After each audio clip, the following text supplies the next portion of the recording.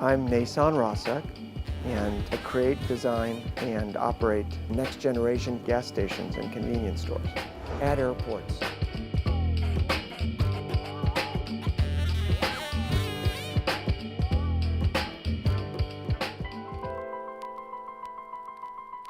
Ever since I was a little guy, I loved all things airplanes, airlines, had a travel agency in high school.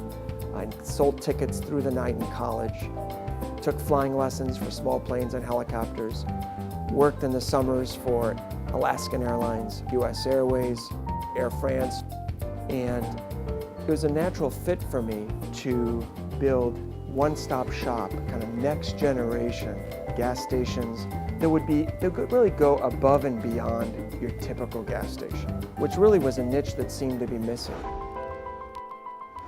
Really, it's about having a vision to be able to look at a raw piece of dirt and see the potential and differentiate from a decent site and an A site. And when you find that A site, being able to line up a great list of national tenants or global brands that your travelers at major airports will trust. Pleasing people is never easy. Building something that people really want, fulfilling an actual need, takes a little bit of tweaking, takes trial and experience. Global technology organization, I started when I was in college because I'd grown up in these poor African countries, Mali, Ghana, Senegal, and in the late 90s there was very little internet there. So through my university I set up a class and students would go along with me every summer, and we set up internet centers, cafes for farmers, for students, for professors, for local media to be able to access these internet centers. And we're very fortunate to be able to train thousands of people on how to use those computers and how to use the net to improve their everyday lives.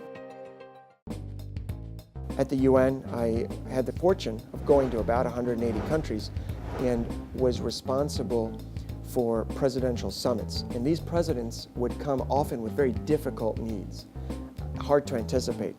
Just remember Gaddafi would come, and a couple times they would bring suitcases full of cash and say they wanted to reserve an entire hotel. But the night of their first night in New York, Gaddafi would say, no, I want to stay in a tent.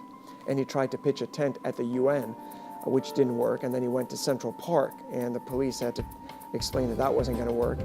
And finally, I think Donald Trump let him stay on one of his properties. Yasser Arafat used to come. You know, he was slated to speak for 5 minutes, and he might speak for 25 minutes. And keeping those events on time, on schedule, meeting people's needs, and really minimizing the number of complaints when you have presidents coming from as many as 180 countries at the same time to New York. I think being thrown in that hot water helped me develop a real understanding for anticipating customer needs and understanding your customer.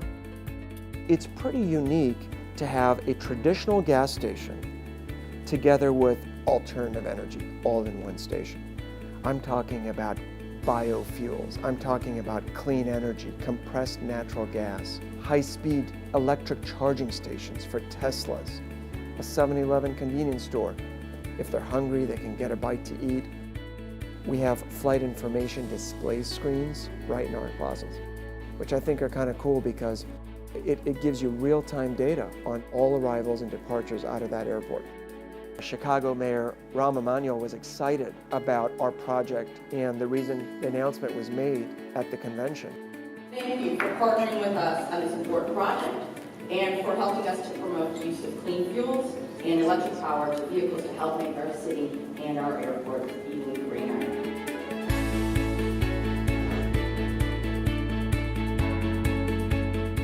We hope to continue to expand to a number of other airports, domestically and ultimately internationally.